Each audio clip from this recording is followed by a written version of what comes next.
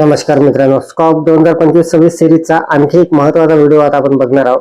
तर मित्रांनो, आपल्या चॅनलवर आपण स्कॉप 2025-26 मध्ये संपूर्ण सिरीज लावलेली होती आणि शेवटच्या व्हिडिओमध्ये आपण स्कॉप पोर्टलवर किंवा त्या मोबाईल ॲपवर स्कॉपच्या आपल्या शाळेचं स्वयंमूल्यांकन संपूर्ण कसं करायचं, फायनलाइज कसं करायचं, त्याचं प्रमाणपत्र कसं मिळवायचं याची संपूर्ण सविस्तर माहिती जाणून घेतली होती.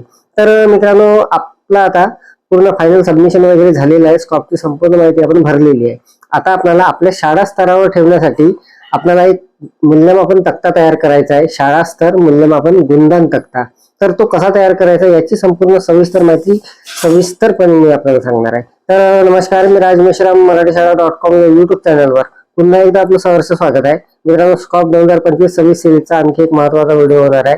स्वयंशाळा मूल्यांकन, शाळा स्तर मूल्यांकन गुणदान तक्ता कशा पद्धतीने आपल्याला तयार करायचा आहे, शाळा स्तरावर ठेवणं ते अतिशय महत्त्वाचं असणार आहे. तर संपूर्ण सविस्तर माहिती लाईव्ह डेमो सहित जाणून घेण्यासाठी व्हिडिओला स्किप न करता पूर्ण बघा. चॅनलवर जर नवीन असाल तर चॅनलला सबस्क्राईब करायला विसरू नका आणि व्हिडिओ जर आवडला तर व्हिडिओला लाईक व शेअर करा. चला तर मग सुरू करूया.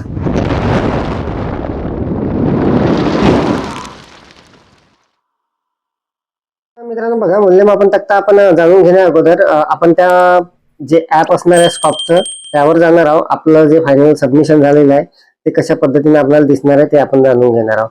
तर बघा, इथे मित्रांनो अशा पद्धतीचा इंटरफेस आपल्याला दिसणार आहे. इथे बघा, माहिती भरलेली पहा, तुमचं सबमिशन पूर्ण पहा, अशा पद्धतीचा इथे टॅब असणार आहे. व्ह्यूचं तिथं बटन असणार आहे. त्यानंतर डाउनलोड करा, तुमचं सबमिशन पीडीएफ फाईल स्वरूपात डाउनलोड करा. तर मित्रांनो, ही जी पीडीएफ आहे हे सुद्धा आपण आपल्या शाळा स्तरावर ठेवू शकता याची प्रिंट वगैरे काढून. परंतु ही जी पीडीएफ असणार आहे मित्रांनो जवळपास 150 पानाची असणार आहे. त्यामुळे आपल्याला एक स्वतंत्र गुणदान तक्ता तयार करायचा आहे, जेणेकरून अगदी सहजपणे ते समजायला सोपं होणार आहे. जे कोणी अधिकारी किंवा बाह्य मूल्यांकन जेव्हा होणार आहे तेव्हा आपल्याला हा गुणदान तक्ता दाखवल्याबरोबर ते लगेचच त्यांच्या लक्षात येणार आहे. आणि प्रमाणपत्र जे आहे ते अशा पद्धतीने इथे दिसणार आहे आपल्याला. तर यावर जर आपण डाउनलोडवर जर क्लिक केलं तर ते प्रमाणपत्र आपल्याला अशा पद्धतीने आपल्या शाळेचं आपल्या समोर येणार आहे. तर मित्रांनो बघा, आता आपल्याला प्रत्यक्षतः तो जो गुणदान तक्ता असणार आहे जो आपल्याला तयार करायचा, जे आपण माहिती भरलेली आहे त्या माहितीच्या आधारे तो कशा पद्धतीने तयार करायचा. तर बघा, इथे आपल्याला पोर्टलवर इथे आपल्याला त्या मोबाईल ॲपवर अशा पद्धतीचा इंटरफेस दिसणार आहे. इथे आपण एकूण मानकांची संख्या किती होती, त्यानंतर आपण प्रतिसाद नोंदवलेल्या मानकांची संख्या किती, न नोंदवल्याची संख्या किती आणि एकूण गुण अशा पद्धतीचं असणार आहे हे. तर हे संपूर्ण माहिती मित्रांनो माझी भरून झालेली आहे, मागच्या व्हिडिओमध्ये आपण बघितलेली आहे.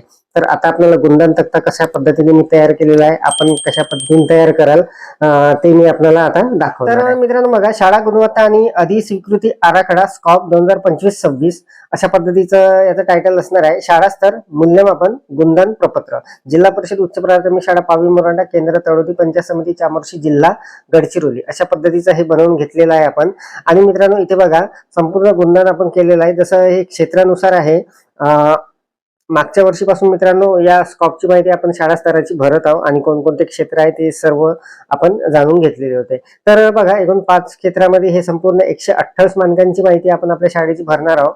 आणि कशी भरायची याची संपूर्ण सविस्तर माहिती आपण डेमो सहित व्हिडिओमध्ये जाणून घेतलेली आहे. तर याची जी सिरीज लावलेली होती मित्रांनो सुरुवातीपासून तर आपण सबमिशन पर्यंत संपूर्ण आपल्या सिरीजचे जवळपास 7 ते 8 व्हिडिओ झालेले आहे. आणि आजच्या या व्हिडिओमध्ये आपण जे माहिती भरलेली आहे स्कॉपची आपल्या शाळेची, त्याचं एक ऑफलाईन प्रपत्र, गुणदान प्रपत्र कसं तयार करायचं हे जाणून घेणार आहोत. तर बघा, अशा पद्धतीचं हे प्रपत्र मी तयार केलेलं आहे. यामध्ये अनुक्रमांक येणार आहे, क्षेत्र येणार आहे, एकूण उपक्षेत्र येणार आहे, त्यानंतर मानक क्रमांक. जर मित्रांनो 128 मानक आहे हे सर्व आपल्याला माहित आहे. त्यानंतर प्रत्येक मानकासाठी मित्रांनो 4 स्तर असणार आहे. कोणत्या स्तरामध्ये आपल्या शाळेवर जे काही सुविधा आहे, ज्या काही सोयी आहे त्यानुसार आपण कोणत्या स्तरावर येता तो स्तर येथे नमूद करायचा आहे आणि त्यासाठी जे प्राप्त गुण असणार आहे ते या आराखड्यामध्ये येणार आहे. तर मित्रांनो बघा, इथे आता इथे चुकीने मित्रांनो हे स्तर 2 मध्ये गेलेलं आहे, इथे 1 मध्ये पाहिजे हे. तर अशा पद्धतीने हा तयार करून घेतलेला आहे. स्तर 1, स्तर 2, स्तर 3, स्तर 4. पहिला स्तर जो असणार आहे तो प्रारंभिक असणार आहे, दुसरा असणार आहे प्रगतशील, तिसरा असणार आहे प्रगत आणि चौथा असणार आहे प्रवीण. अशा पद्धतीचे हे 4 स्तर असणार आहे स्कॉपचे. आणि मानक क्रमांक नुसार ते कोणत्या स्तरामध्ये आपली शाळा येते ते त्यानुसार आपल्याला ते गुणधन करून घ्यायचं आहे. तर मित्रांनो बघा, हे संपूर्ण इथे मानक क्रमांक आलेले आहे. जो पहिला क्षेत्र आहे मित्रांनो, अभ्यासक्रम, अध्यापनशास्त्र आणि मूल्यमापन, यामध्ये एकूण 12 उपक्षेत्र आहे आणि त्या अंतर्गत जवळपास आपल्याला 40 ते 45 मानकांची माहिती त्यामध्ये भरायची होती. तर बघा, संपूर्ण हे गुणधन अशा पद्धतीचं असणार आहे. अगदी सोप्या पद्धतीचा हा तक्ता असणार आहे. मानक क्रमांक त्यांचा स्तर 1, स्तर 2, स्तर 3, स्तर 4 आणि एकूण प्राप्त गुण अशा पद्धतीचं. तर बघा, हे संपूर्ण असं तयार करून घेतलेलं आहे मी. आणि त्यानंतर दुसऱ्या पेजवर जर आपण गेलो तर जवळपास मित्रांनो पहिल्या क्षेत्रामध्ये 45 मानकांची माहिती आहे, 44 मानकांची अशा पद्धतीने. तर बघा, 44 मानक असणार आहे आणि क्षेत्र 1 करिता एकूण मानक जे असणार आहे 44 असणार आहे आणि एकूण जे गुण आलेले आहे यामध्ये 78 आलेले आहे. काही दुसऱ्या स्तरामध्ये आलेले आहे, काही पहिल्या स्तरामध्ये, काही तिसऱ्या स्तरामध्ये, अशा पद्धतीने हे आलेले आहे. त्यानंतर दुसरं जे क्षेत्र आहे ते 46व्या मानकापासून 45व्या मानकापासून सुरू होत आहे मित्रांनो. यामध्ये उपक्षेत्र 12 असणार आहे. याची सुद्धा माहिती आपण त्याच पद्धतीने गुणधन याचं करून घेतलेलं आहे. प्रारंभिक, प्रगतशील, प्रगत आणि प्रवीण या पद्धतीने स्तर 1, स्तर 2, स्तर 3, स्तर 4.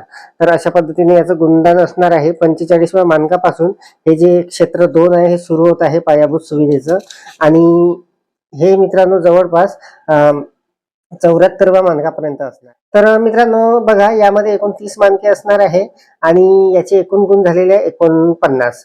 त्यानंतर तिसरं जे क्षेत्र आहे ते असणार आहे मानवी संसाधने आणि शालेय नेतृत्व म्हणून एकूण 5 उपक्षेत्र यामध्ये असणार आहे.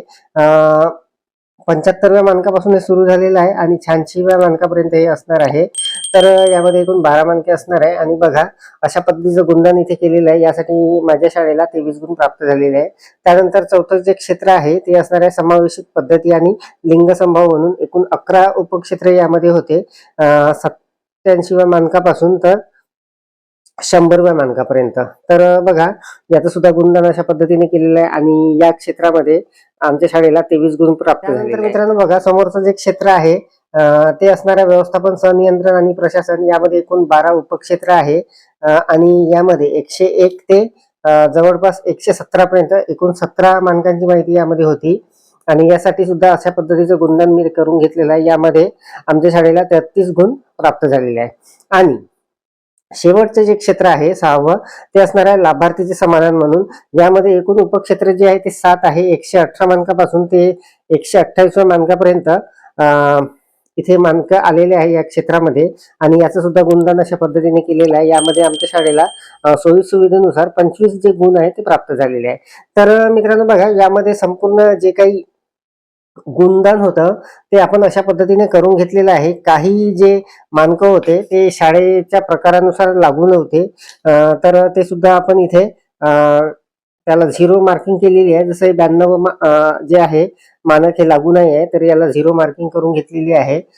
त्यानंतर मित्रांनो इकडे बघा, जे मानक लागू नाही मित्रांनो त्यासाठी आपण 0 मार्किंग बरोबर करून घेतलेली आहे. आपण या अगोदर याची पूर्वतयारी करूनच हे संपूर्ण भरलेलं होतं. तर बघा, 63 ते जवळपास 67 पर्यंत मानक लागू नव्हते, तर त्यासाठी संपूर्ण मार्किंग जे आहे ते 0 करून घेतलेली आहे. त्यानंतर पहिल्या क्षेत्रामध्ये जवळपास हे जे 29 पासून आहे हे मानक लागू नव्हते 35-36 पर्यंत, त्याच्यासाठी सुद्धा 0 मार्किंग केलेलं आहे. आणि सुरुवातीला मित्रांनो चौथं जे मानक आहे ते सुद्धा लागू नव्हतं, त्यासाठी सुद्धा 0 करून घेतलेलं आहे. तर हे संपूर्ण मित्रांनो हा गुणधन तक्ता अशा पद्धतीने तयार केल्यानंतर शेवटच्या पेजवर बघा, एकूण प्राप्त गुण 231 आलेले आहे 456 पैकी आणि याची टक्केवारी जी आहे ते 50.65 आली आहे आणि याची जी श्रेणी असणार आहे ते क प्लस असणार आहे. तर आमच्या शाळेच्या सुविधेनुसार मित्रांनो हे संपूर्ण जे गुणधन तक्ता आहे हा मी तयार करून घेतलेला आहे. आपण हे संपूर्ण माहिती भरल्यानंतर स्कॉपची त्या ऍपमध्ये संपूर्ण माहिती भरल्यानंतर आपलं प्रमाणपत्र वगैरे आल्यानंतर आपल्याला अशा पद्धतीचा एक तक्ता तयार करून घ्यायचा आहे, जेणेकरून आपल्या शाळेवर स्कॉप संदर्भात जेव्हा तपासणी वगैरे होणार आहे तेव्हा आपल्याला हा तक्ता जो आहे हा तिथे दाखवावा लागणार आहे आणि समोरचे जे अधिकारी असणार आहे त्यांना समजायला अगदी सोप्या पद्धतीने समजणार आहे. तर अत्यंत महत्त्वाचे अपडेट मित्रांनो हे असणार आहे. जर आपल्याला हा तक्ता आवडला असेल किंवा व्हिडिओ आवडलेला असेल तर व्हिडिओला लाईक करा, शेअर करा आणि माझ्या मराठीशाळा.com या युट्यूब चॅनलवर जर नवीन असाल तर चॅनलला सबस्क्राईब करायला विसरू नका. पुन्हा व्हिडिओ असेल एका नवीन माहितीसह, नवीन अपडेटसह. तोपर्यंत धन्यवाद.